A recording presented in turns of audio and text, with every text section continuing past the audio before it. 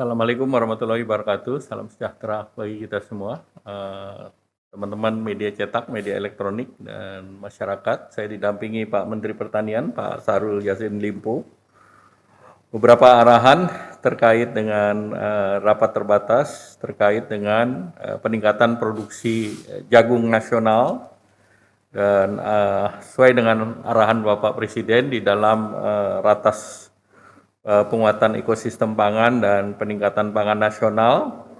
Ini Pak Mentan nanti menjelaskan akan meningkatkan produksi jagung nasional di daerah yang dimintakan baru, yaitu Papua, Papua Barat, NTT, Maluku, Maluku Utara, dan Kalimantan Utara, dengan total luas lahan 141.000 hektar dan 86.000 merupakan lahan baru.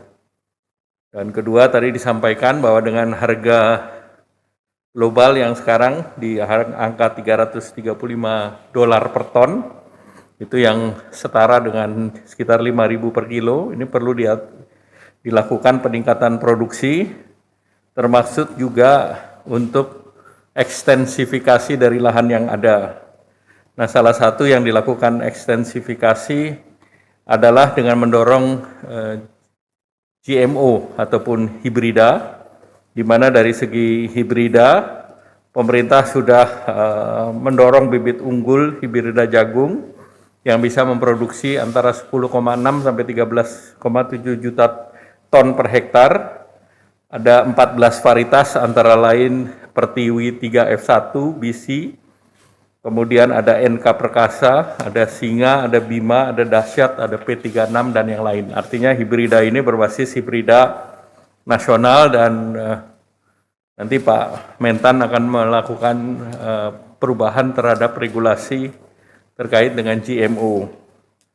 Kemudian terkait dengan produksi nasional, per hari ini diperkirakan untuk kadar air 27% itu sampai akhir tahun bisa 25 juta ton, atau dengan kadar air 14 itu setara dengan 18,6 juta ton. Dengan kebutuhan itu, maka produksi feed mill nasional bisa dipenuhi secara nasional, yang kapasitas terpasang memang bisa mencapai 27 juta, namun saat sekarang yang beroperasi itu kebutuhannya sekitar 14 juta. Nah, tentu kita memiliki cadangan jagung sebesar 3 juta. Nah, kemudian ada juga untuk kebutuhan industri yang baik itu berbasis pati jagung, snack, dan pemanis, dan juga industri kesehatan. Kan aflatoksin ya di bawah 20 parts per billion. Nah, ini yang mereka masih import. Namun arahan Bapak Presiden agar mengurangi agar spesifikasi bisa ditingkatkan, maka tentu perlu didorong penambahan jumlah dryer dan silo, karena kita ketahui bahwa jumlah produksi jagung, lahan jagung, dan feed mill tidak berada dalam provinsi yang sama. Sehingga tentu masalah logistik, masalah silo jagung, dan masalah transportasi menjadi perhatian utama. Dan Bapak Presiden mengarahkan bahwa untuk pengembangan, baik itu untuk Alsintan, apakah itu dryer, itu menggunakan kredit dari perbankan, dan tentunya nanti Bapak Menteri Pertanian akan menyiapkan kelompok tani yang dengan perbankan kita sudah mempersiapkan kredit untuk usaha kecil menengah, ditargetkan sampai tahun 2024 itu 30%, atau sekitar 1.800 triliun. Saat sekarang kredit untuk usaha kecil menengah itu sekitar 1.200 triliun. Nah, KUR yang kemarin 373 triliun, untuk tahun depan juga kita naikkan menjadi sekitar 460 triliun. Jadi ruangnya cukup besar untuk mendorong ekstensifikasi daripada petani jagung.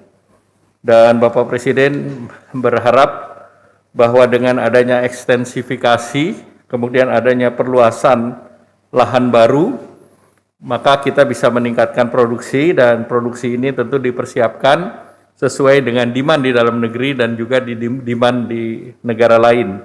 Kita ketahui beberapa negara, Cina produksi besar tapi ekspornya terbatas. Yang ekspor masih cukup besar adalah India, namun India ini bisa stop ekspor juga. Oleh karena itu, penting bagi kita untuk mengekstensifikasi sehingga rata-rata yang sekarang per hektarnya adalah 5 ton, itu bisa ditingkatkan menjadi 10 sampai dengan 13 ton per hektar.